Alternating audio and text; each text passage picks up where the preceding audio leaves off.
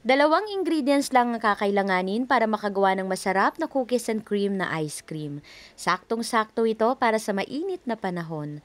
At para mas feel natin ang summer, gawin natin itong ice cream on stick na parang binili kay Manong.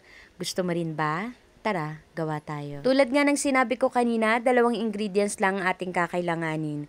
Una itong cream o na vanilla, bali 10 pieces po pala yan, pero hindi natin ito lahat magagamit.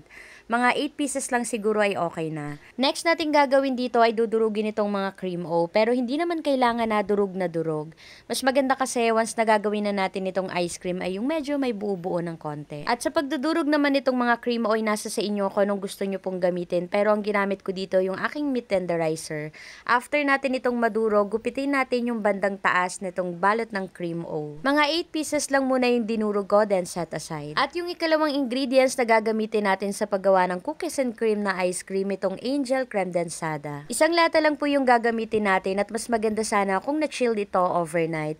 Then imimix ko to hanggang sa mag-double yung volume. At para mas feel natin ang pagkain nitong cookies and cream na ice cream, gagawin natin itong ice cream on stick. At sa paggawa naman ito ay madali lang.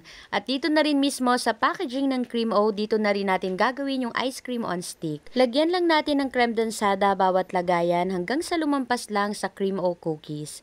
Then lagyan na natin ng popsicle stick sa gitna. Gawin natin ito sa lahat hanggang sa matapos at saktong-sakto lang yung 8 pieces ng cream o sa isang lata ng creme densada. And after natin itong magawa, ilagay natin ito sa freezer overnight. At kinabukasan nga, excited na kaming matikman itong aking ginawa na ice cream on stick na cream o flavor. Promise, ang sarap nito. Saktong-sakto lang yung tamis at napakasarap. Gusto mo rin ba? Tara, kain tayo. Isa kasi ito sa favorite na flavor sa ice cream ng aking anak na si Mizu. So, meron kasi silang mga biskwit na dito na hindi nakakain. Itong ang cream o. At meron din naman akong creme densada ng Angel. So, ayan. Ginawan ko sila kagabi. At ito nga, bago kami pumasok sa school, yan, matigas na siya at pwedeng-pwede nang kainin. So, wag na natin patagalin. Tikman na natin. Nagmamadali na ako kasi papasok na kami sa school.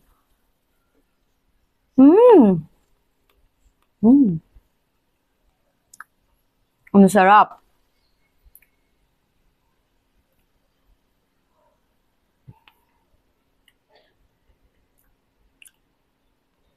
Ang harap. Ang harap, sarap.